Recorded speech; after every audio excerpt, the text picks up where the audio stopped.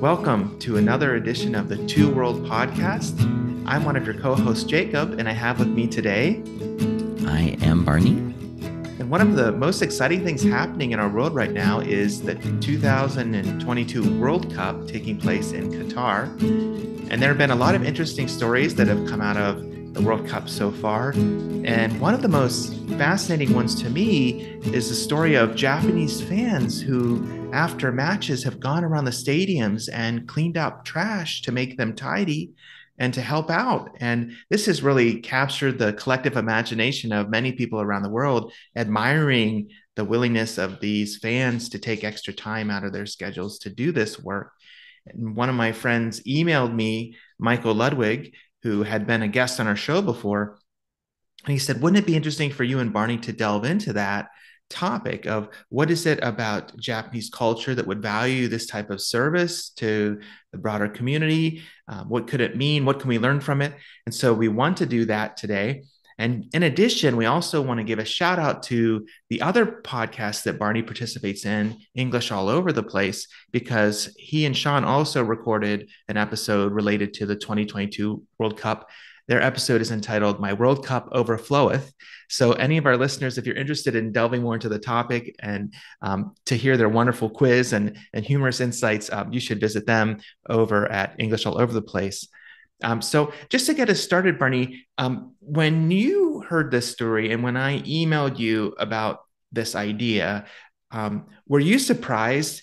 Is this something that would jump out to you, or is this just kind of like everyday life in Japan? And really, it's not all that remarkable to you that the fans did this. Yeah, I think that this story kind of manifests itself in different versions. Maybe every time there's some big sporting event. I think even during the Olympics, and then maybe the last World Cup, and probably before that and before that, we go through this cycle where everyone is surprised again about Japanese fans. And I even remember that when Ayako and I took her relatives to see a Mariners baseball game, her aunt, I mean, they didn't go around cleaning up, but she had a bag of peanuts, and she had like just some scrap paper, and she folded it into an origami box. And after she ate the peanuts, she put the shells in there. And even two girls who were nearby, who were not part of our group at all, they noticed, and they were really amazed. And they got up and they sat next to her. And they, she doesn't speak English, and with my help, but mostly just them communicating together through actions and body language. She helped them, showed them how to make this origami box too, and they commented how just impressed they were that, unlike everyone else, she didn't chuck the peanut shells on the ground, but kept them in a nice, neat, tidy thing. And I asked Ayako about this. I didn't tell her that this was for a podcast. I asked her about this topic, and the first thing that she said was, it is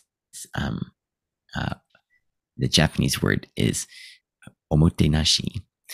And I don't know if this was covered. We may have talked about this before, and I don't know if this was covered, but on the news around the world. But when Japan was making their bid for the Olympics, the Summer Olympics, they had one of their speakers. She became like a real craze here in Japan, because she used her hands into this great action and said that one reason that Japan deserves the Olympics is because of, said, Omotenashi. And it means basically hospitality, that Japanese people are instilled with this kind of hospitality that makes them good hosts. And as we can see, it makes them very good guests too. So for me, yeah, I think we'll look even more into this as to why in the everyday context. But for me, this was something that maybe I wasn't so surprised about, but I'm glad to see that other people are surprised about and maybe are hopefully inspired about it. But what kind of reaction did you have yourself, and what kind of reactions are you noticing um, to this kind of story in America, Jacob? Well, for me personally, it just filled me with joy. I find it very inspiring. It elevates collectively what we think we can do as people to see a group from another culture or nation model this type of behavior. It like elevates in our minds what we can aspire to. Even Trevor Noah on one of the night shows was talking about it in his segment, and the audience applauded. So some of the American night show personalities and in our media, people are just recognizing how unique it is. And um, I think there's something so beautiful about it because we just take for granted when we're in public space that people are paid to clean it for us. And so we're often very lazy. I mean, I'm taking a lot of liberties here. I'm painting with a big brush. Probably some Americans would have the values and the insight to do what these Japanese fans did. But I think as a culture, by and large, we just will leave our trash, or well, we may throw it away, but we're not known for taking extra time to clean up the space around Mhm. us and pick up other people's trash that isn't ours. And so, yeah, there's something very, very powerful in that example. And like it speaks to me, like on a one level, just as a human being, like in society at large, how we can behave. But then, like as somebody who's a pastor and in ministry, it also pulls on these other like religious convictions about what God calls us to and the type of life that we live of service to others and putting their needs high in our mind, even ahead of our own needs, and being willing to take time for things like this. So I loved it. I loved it. And when my friend sent me this story, I was 100% excited about exploring it here because we spend so much time reflecting on hospitality um, and what it means to be a guest and a host. And so this is one of those perfect examples. Uh, when you first came to Japan, is this something that a quality that you quickly noticed, and did it at that point surprise you? Did you have a little bit of awareness that it might be this way before you arrived? I'm kind of curious about how you learned about the Japanese practice of omotenashi and how you got accustomed to it. And did you take delight in it? Was it challenging? How did you experience that when you first came? Yeah, I guess that I don't think that I was aware of things in this regard maybe right away.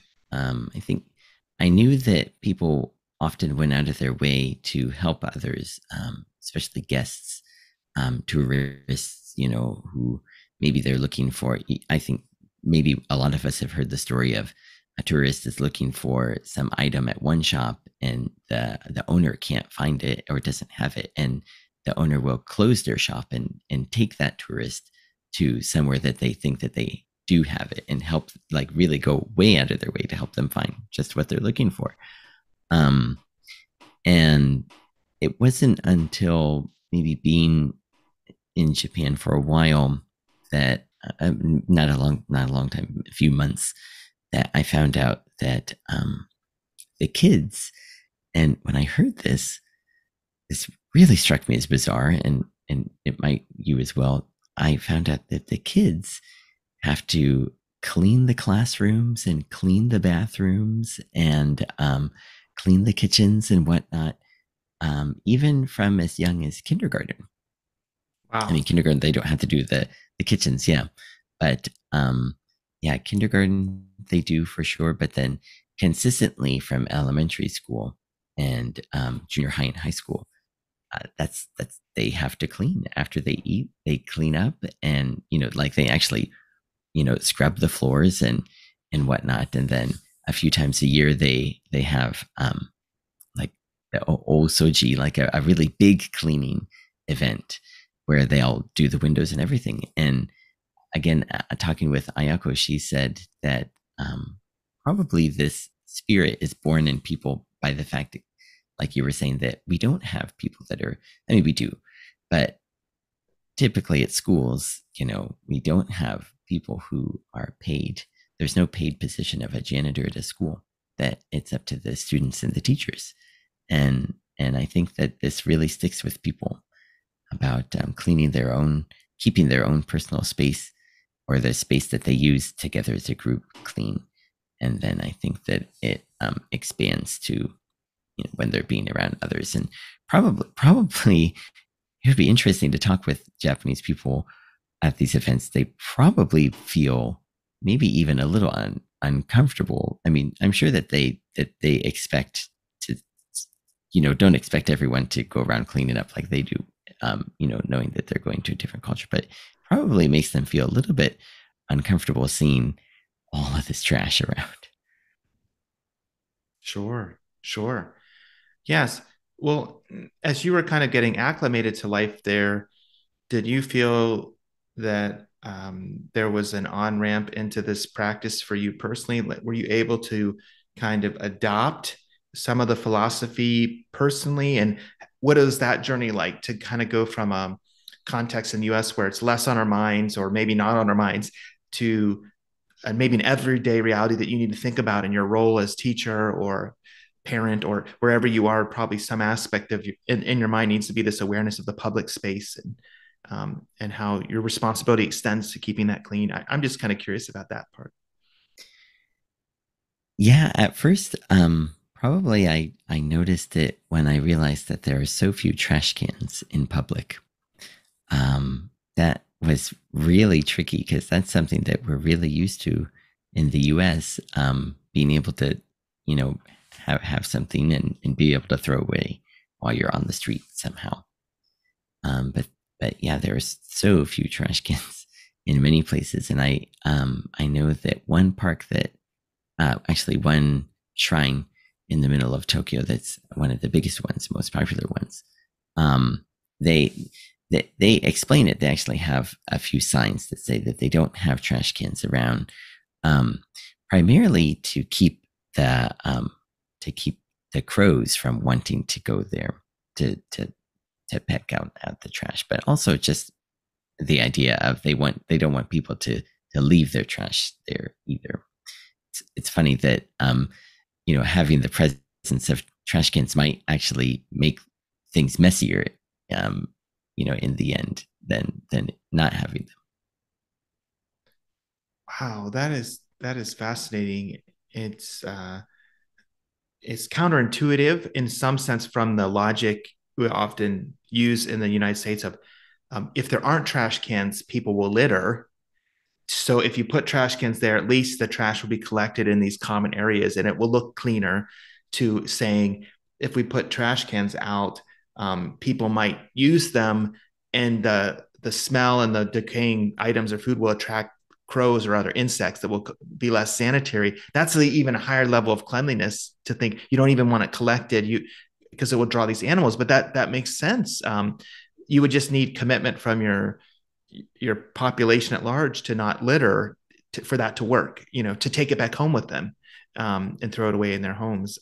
So that's interesting. Are there certain places you can depend on for there to be a public trash can? Like if you had an item you had to get rid of, like um, maybe like a melting ice cream cone that's super sticky that would be hard to like put in your pocket or save for home, like some item that is, you've got to get this thing thrown away. Where would you turn if you were in a public environment?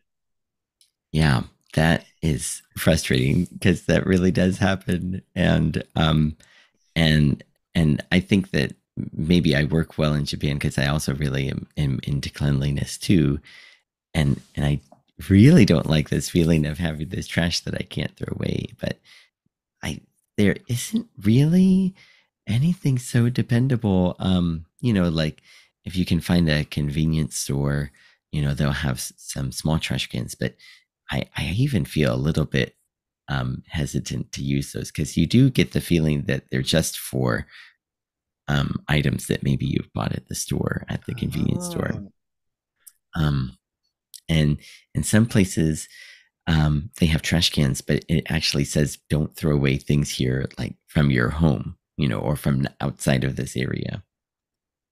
But it's one of those gray area things. And kind of getting back to your previous um, question that you had for me about like kind of finding inroads and acclimating to this culture or this aspect of the culture. Um, I I think that one thing that kind of got me started was our community 3 times a year has like an area cleanup day where we use funds that we part of what we pay to the community group that they use it and they buy a trash bag for each family and then some like refreshments and whatnot. But we spend an hour or so. It's kind of an unspoken time, and everyone goes around and cleans up the best that they can. And there's actually so little trash that we end up mostly everyone just ends up weeding the sidewalks. And I think there's a lot more plant waste that gets thrown away than actual litter that gets picked up and thrown away because it's just not there. But it's this idea of having times throughout the year, this rhythm of dedicating that time to keeping your home clean and keeping your area clean. And it kind of just thinking about life in general, it made me, one thing I realized is that we're so readily tempted to do things. And that if we see something that tempts us, then that makes it harder to resist this temptation. And it's just myself personally. I'm not very fond of smoking, and smoking is a big thing in Japan, and that's often littered more than anything, of course, which is kind of a worldwide thing. And so I often will pick up cigarette packs that I see on the ground because I'm thinking, hoping that maybe I'm doing my little part to help other people who might be trying to quit smoking. Because if you're trying to quit smoking and you see a cigarette pack on the ground, it's just that the connection you have with it probably is hard to resist to make it even harder. So that is one thing that I often wish there were trash cans nearby, because sometimes those packs can get pretty dirty, especially if they're if it'd been wet or if it'd been raining and they're decomposing a little bit. But Sure. yeah, I think that probably that's something I picked up just from being in this area, in this culture. And I've had other people notice it and kind of respond very positively to it. Although, because it's the idea. Maybe they themselves wouldn't have thought to do that, but they are very respectful, very appreciative of that idea of kind of going out of your way. When it's not even a trash cleanup day or something like that, to make sure that you're picking up that little bit of trash.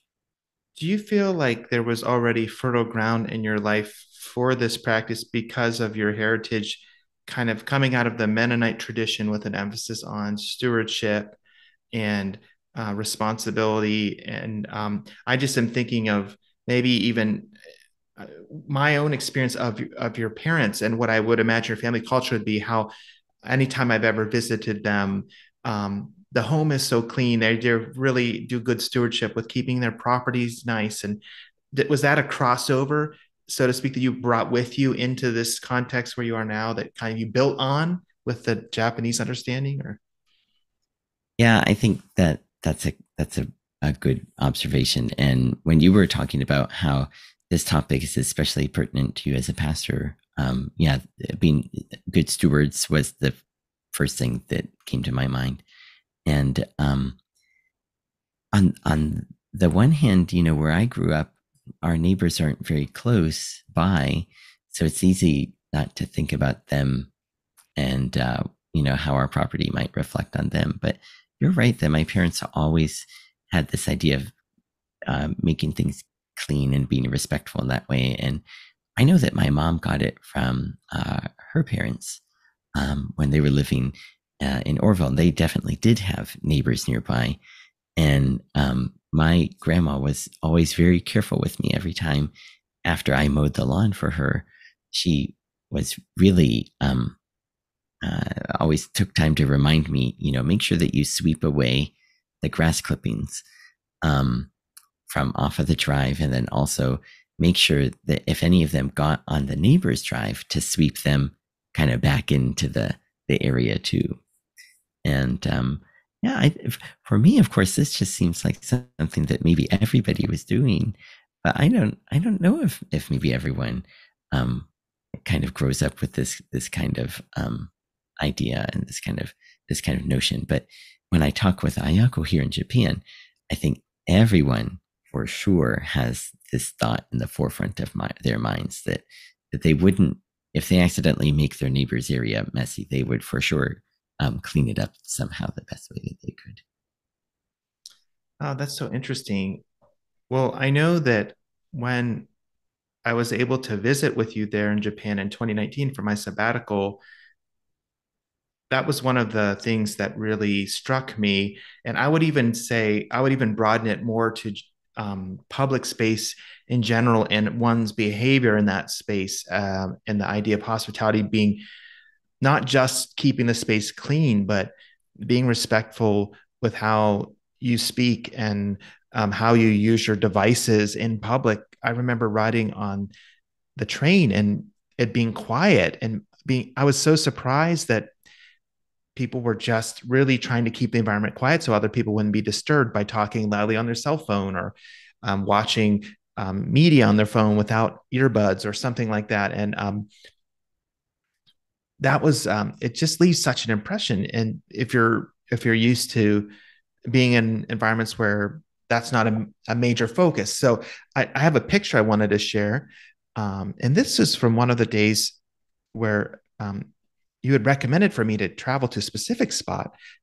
This was the park in Ueno Park in Mhm. Tokyo area, and I was just so delighted as I walked through the park to see how clean and beautiful the grounds were, and how just respectful I felt like people were as they walked through. There were a lot of people there, but people were there enjoying the space, and there I didn't see people throwing trash on the ground. And just in particular, though, just how well uh, the the space was maintained. I went throughout the park in different areas. There was a part where there were these beautiful cherry blossom trees near what maybe was a small shrine, and then towards the end of the path, you've been going to these large museums and the courtyards in front of the museums, and just how everything was so beautiful and clean. And just to build on that idea you said earlier of Omotenashi, of hospitality, I remember going into an art museum there. I think it was maybe like a museum of it was of Japanese art, and I don't know if how what that age range was, but that day they had a calligraphy exhibit that you could participate in just for free. And so I went, and there were like four attendants, and they were so excited that a visitor had come to participate in this calligraphy exhibit, and they were so polite. And so I did that, and then I went in the gift shop, and just the attentiveness of the person running the cash register to wrap the gifts so carefully, and as I paid for them, and they gave the gifts to me, it just was a very positive experience. And then when I even bought my admission ticket to walk through the museum, people were just they showed interest and asking me how I was doing, and asking about my visit there in Tokyo. And so it was just a huge blessing, and something that I kept thinking about after I came home, like the amount of hospitality that was showered on me for no merit of my own, just for being there. It was just extended to me. And so that's powerful. And I think uh,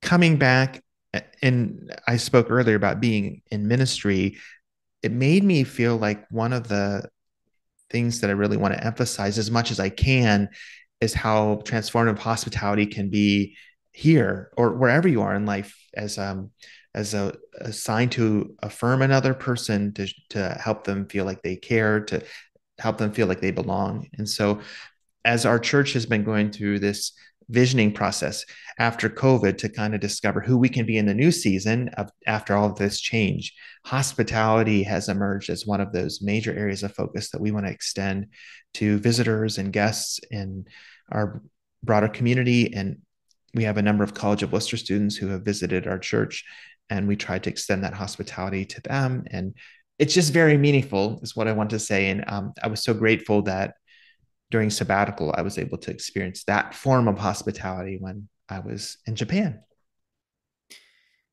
Yeah, what your experience about going to the calligraphy event or some event where the people were waiting and hoping that somebody that they could share this with somebody. I've had similar experiences to that too, and it really feels great. Because you can see that you can see the time and the effort that they put into planning the event, and that they themselves are so excited about this thing, even if it's something small. And yeah, like you say, they really want you to feel welcome.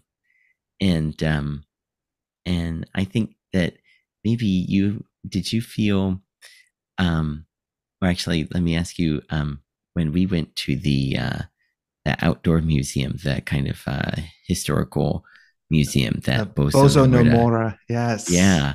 Um, how do you have any strong feelings or memories of feeling hospitality in that case as well? Yes, yes, I do. In fact, one of them I think is kind of funny.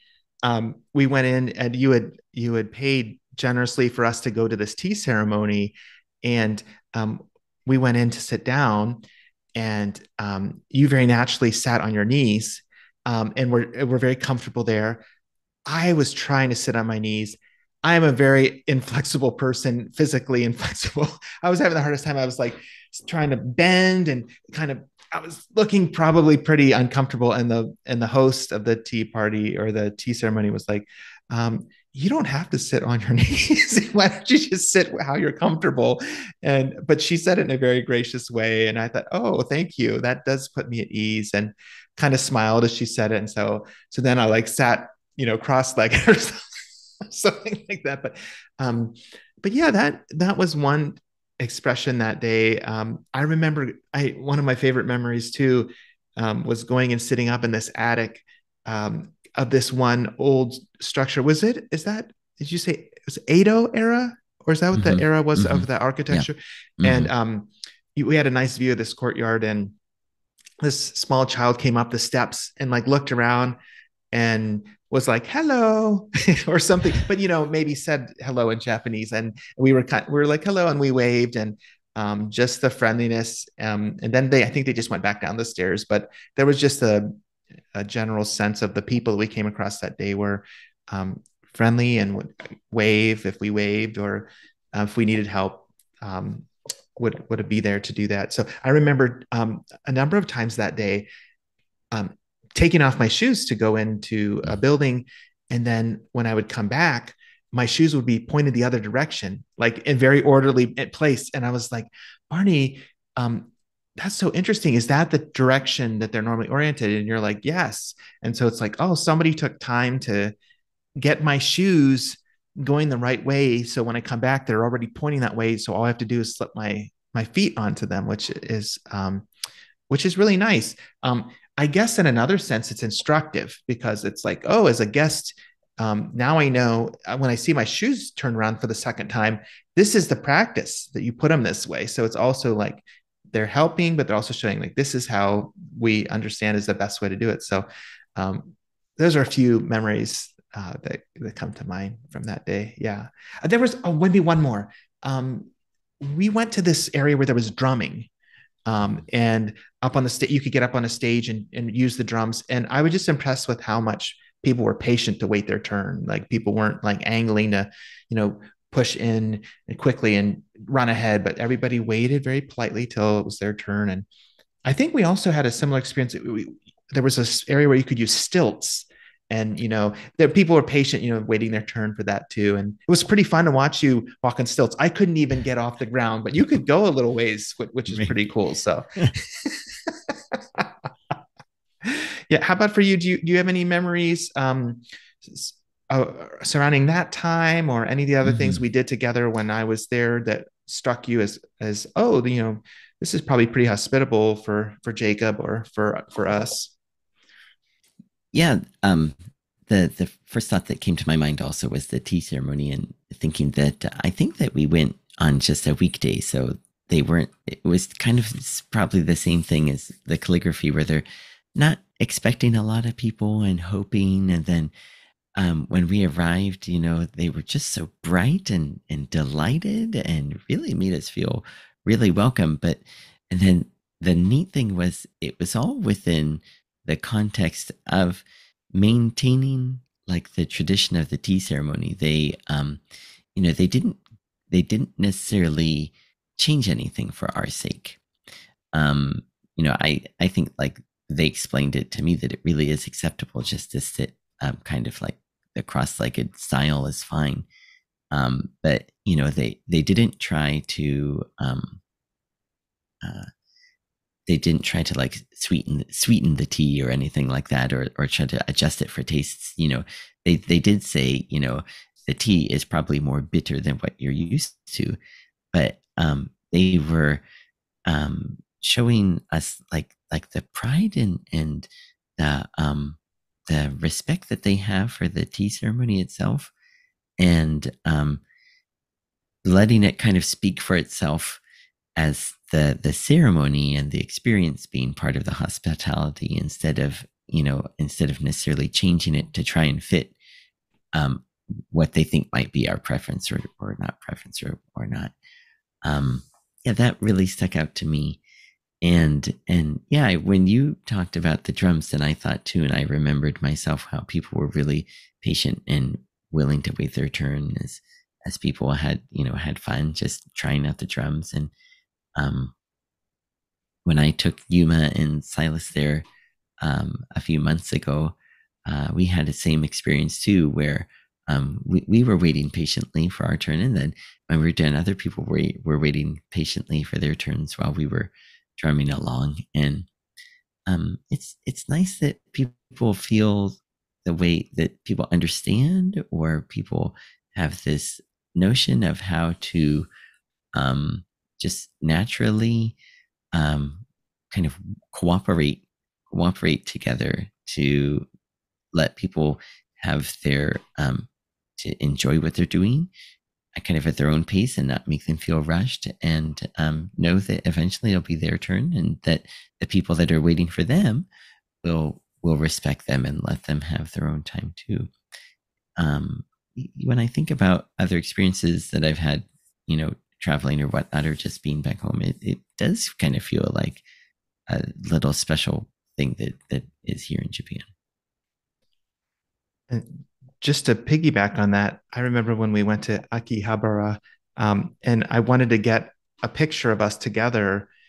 And I said, Barney, do you think I could ask a passerby to take a picture? And you're like, oh, yeah, people are generally very willing to do that. And you were right. Like, I remember just the first person I asked, and not only that, they took several pictures and then they showed me the phone and they're Yeah. like, are these good enough?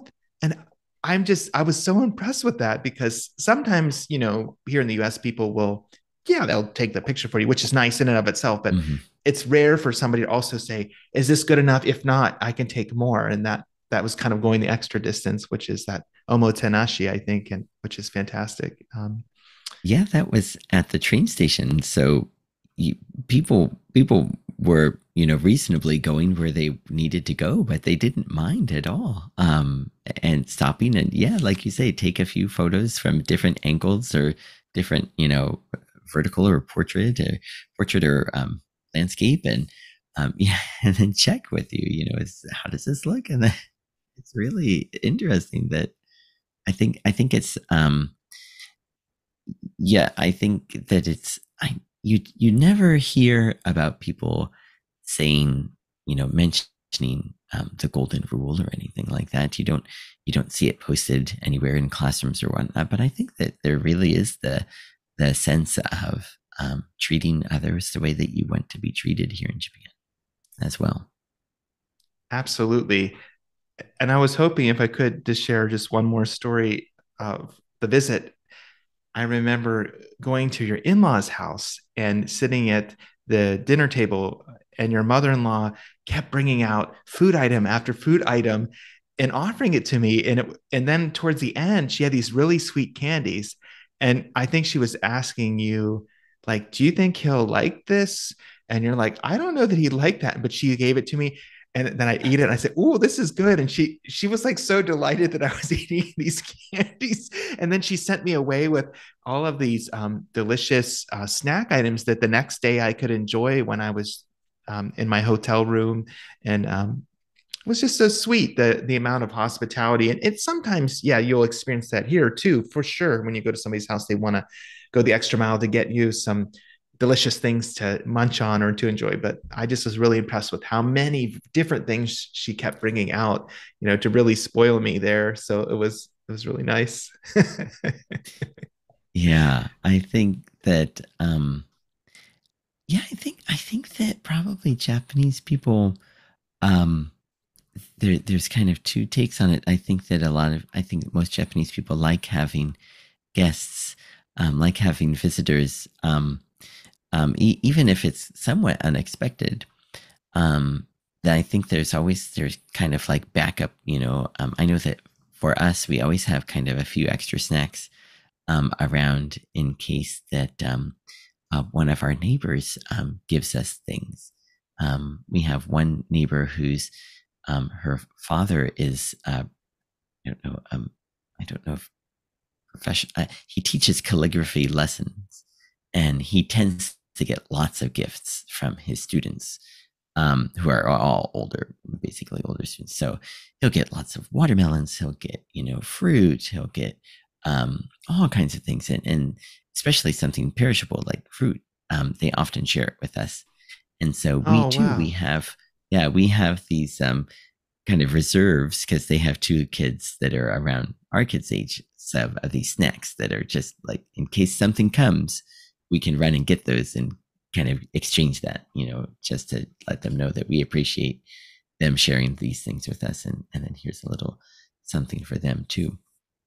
And on the other hand, some people understand as well that it's a lot of work to have guests, and so sometimes if someone just drops by, they make a point of saying, I'll just stand in the entryway, because if you're in the entryway and you still have your shoes on, that's kind of the acceptable place to just stand and chat for a bit. But when the person takes their shoes off and enters your home, then you kind of have to go into host mode Oh, and like get things interesting. ready and yeah, and get tea going and things like that. So even Kimiaki Sensei, his wife at the Yachio Bible Baptist Church, she came over to visit a few times because um, her son was in high school. Kai was in high school at the area at that time, and she expressly said, and Ayako really appreciated it. She expressly said, let's just stay here and chat a little bit and catch up a little bit here, but in the entryway. I don't need to go, to come into the house. And um, so it's interesting to have like this kind of um understood understood not barrier but understood process that Mm.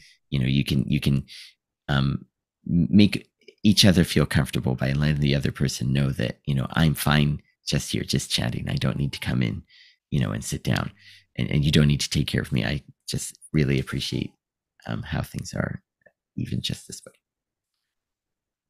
That's so interesting. As you're saying that, it's making me think about several different aspects of hospitality. Um, One aspect is the host's own temperament and personality type. Like for an introverted person, having that um, safeguard for their space and having somebody else kind of think of that and say, you know what, I'm not going to, particularly if it's a impromptu visit and the introverted person couldn't plan on it, that would especially be meaningful to them. But even if a person is extroverted and there's a surprise visit, they would probably want to have a certain amount of cleanup of their space first and have snacks ready. And so it's just a very thoughtful thing to do. And I have had a few people when they visited here in the US tell me, oh, you don't have to make a meal for us. We're just passing through. So that kind of cued me, oh, this is just so we had snacks, but this is a lighter thing. And so, yeah, that's a really good point that even the way the guest approaches the host can be a sign of their awareness of the cost of hospitality and also to respect that. Yeah. There are probably times though, maybe in some cases, would the host ever kind of want to extend that though and say, "Oh no, you know what? Really, come on in." Could that happen too in some cases? Yeah, that's the other nice thing that with enough prompting, then then the other person kind of gets clued in as well that everything's fine, everything's welcome, and yeah, you are welcome to come in if you have time. And this actually is kind of related to accepting gifts in Japan too, where um, it doesn't necessarily work with me since I'm not Japanese. People don't wouldn't assume for me to be doing this in the first place, but you're supposed to decline the gift. Even I think even with kind of like with tea ceremony as well, like when you get um, the tea passed to you, you're supposed to gesture, offer it to the person next to you, and then they know that it's your tea anyway, and then they it's their role to decline it. And so when someone gives you a present, you're supposed to, that you'll receive it, that you're getting the present, but you're supposed to try to decline it in a way, and then it gives them the chance to press, to emphasize once more that they want to give this to you, and then accept it. Um, and I think that you kind of see this thread running through different parts of Japanese culture and everyday life. And yeah, probably it's, since it's part of the tea ceremony, it must just be something that has been there for so long um, in the culture for so many, many, many Wow. generations. You know that as you're saying that, it reminds me of the one example that Jesus gives when you go to a party, don't sit in the place of honor, but rather sit in another place because it would be better for the host to come and say, "Why are you sitting here? Please come sit in a place of honor," than to sit in the place of honor and have the host come and say, "Oh, actually, that was reserved for another person. Can you please move?" And so it's kind of that similar concept of not being presumptuous, like, "Oh, I will assume that the best is for me." Does this extend to compliments? If you're given a compliment, that you also defer. Um, how do people respond to compliments Oh typically? yeah. Yeah, they really try to minimize them as much as possible. Yeah, and like especially in my role as a teacher, if I compliment students to their parents, they always just say, no, no, no, it's not, no, it's not possible. My child is such a naughty child, something like that. You know, um, are you sure? They really downplay it as much as possible. And yeah, this kind of thing happens when comments of no matter who you're talking to, they will really obviously it makes them feel happy and probably proud and really contented inside, but I think just the natural, I don't think they're being cultural about it or aware of it at all. I think the natural reaction is just um to downplay it as much as possible. And yeah, that's also very interesting about Japan. And it's you always wonder, you think, do these kids think that their parents are not um acknowledging these neat things that they do and not feeling proud of them? But um I think probably our experience is similar to their experiences, that when they're home, then parents definitely emphasize how proud they are of the neat things that they did or that their teachers said about them and whatnot. But I think, yeah, within the community, within the group, then they want to make everyone, they don't want to necessarily make anyone else feel like uncomfortable or unappreciated for something, necessarily that their child did or didn't do. It's interesting. There are two thoughts that come to mind for me about this. The first is that there is kind of something similar in some religious communities in terms of compliments and deferring. I remember when I was growing up in the church that I grew up in, if you would give a compliment, oftentimes a person would say, "Praise the Lord." And they would defer or give attention or gratitude to God for whatever good thing resulted. And it kind of parallels just in the sense that they're not trying to draw attention to themselves and puff themselves up. But the second thought I have, and this is going to sound crazy, but it's about a book that I saw a few years back called The Philosophy of the Avengers. And what it tried to do is look at each of the main Avenger characters and determine which core philosophical framework drives their behaviors. So for like Captain America, his character, it was idealism, striving in life to live out the truth of this ideal that's universal and should apply to all people. For Tony Stark, it was pragmatism, trying to find the best means that will benefit the most amount of people and working at that in whatever way you need to. And then Thor's approach was a virtue based approach where I do what I do based on who I am, irrespective of what other people do or what their idea system is. Just because I am who I am, I will act this way. And it kind of makes me think of that third piece when I'm thinking about this topic about, I don't know if it's true, but in Japanese cultures, it kind of like assumed I do this because of who I am or what my culture is, regardless of what these other cultures at the World Cup are doing or saying or what they think. For me, to be a Japanese fan in this environment means I'm going to do this. And I don't know, it just seemed like there was a connection there. I don't know what you think when you hear that. Yeah, that's interesting to think of it that way. And that makes sense because you would think that maybe people might feel more comfortable being outside of their own culture in this case, where they don't feel like there's a lot of pressure to be neat or be clean or to do what they do normally in their everyday life because they think, well, no one's watching, and why can't I just be like these other people? And I know that Ayako says that she feels more relaxed when she's in America. And we actually just on TV today, we saw they were interviewing a guy who is Japanese and living in Spain. And we looked at just his aura, I guess, how he was carrying himself and his fashion and the way he was dressed and whatnot. And it was, really like he had shed away, the kind of typical general appearance and look and demeanor that you would think that people would have here in Japan. And, maybe that's all, maybe that's how he has always been.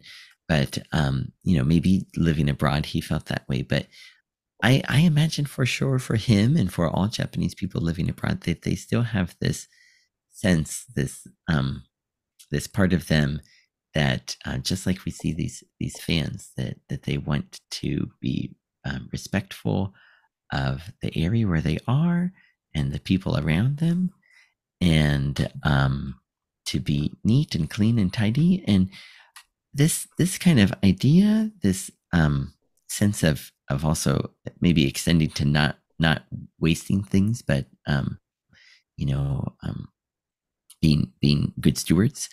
It I'm not sure if you remember hearing about this person, but she was a Nobel Peace Prize winner from Kenya, and she is Wangari Maathai, and she has since passed away. But she visited Japan and was so inspired by this idea of not being wasteful. It's called in Japanese for today's really Japanese episode, mottainai. That she actually adopted this idea of mottainai. She even said it as just mottainai, of being really careful to with your resources and with the things that you have, not to be wasteful and to be um, respectful of the people around you and the places where you're living.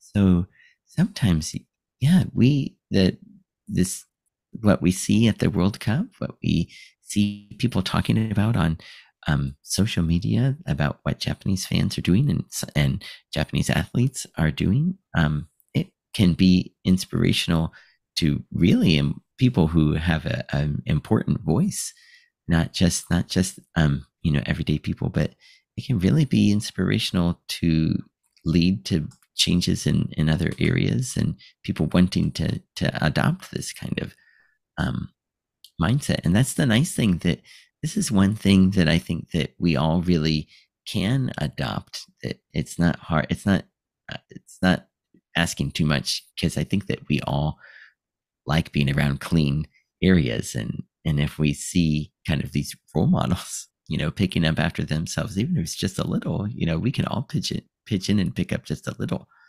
And it probably one thing that is kind of easy to get support for, and to think that maybe I can do this too. Wow, that's a great point. I'm glad that you gave that example because it is a it's an empowering thing to realize you can respond to something you admire in another culture or that you see lived out and integrate that into your own life wherever you are. And so in a way, this the story about the Japanese fans cleaning up can be something that we try to emulate in our own specific environments where we are. And so I'm glad to hear that story of somebody else who was doing that. And uh, thank you, Barney, for being willing to delve into this topic with me today. And maybe I'll turn it over to you then for our close, if there's nothing else that you want to add. Right. Yeah. It's been a real joy to have the chance to talk about these topics, to talk about the World Cup, talk about seeing people from Japan around the world interacting with other cultures, and thinking about the culture of some of the aspects of the Japanese culture as well. And we hope that you have had a nice time listening along with us as well. And of course, we're very grateful for the times where you tune in on the podcast, or where you're watching us here on YouTube. And we always appreciate it. And we hope that you get as much out of it as what we do as we're making this. And we hope as well that you are looking forward to our next episode, which we most certainly are. And we will see you then. For the Two World Podcast, I am Barney, and as always, with me is Jacob. And thank you very much.